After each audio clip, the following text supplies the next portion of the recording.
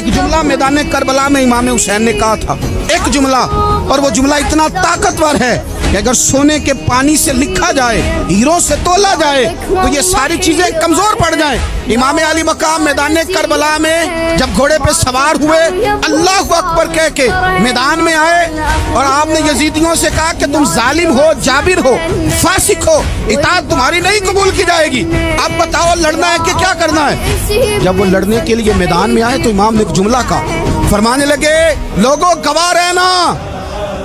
آج میں نے عزتیں خرید لی ہیں اور ذلتیں دور کر دی ہیں۔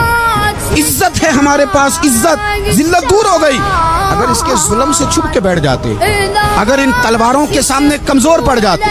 اگر اس بڑے لشکر کو پیٹھ دکھا دیتے تو یہ عزت والا معاملہ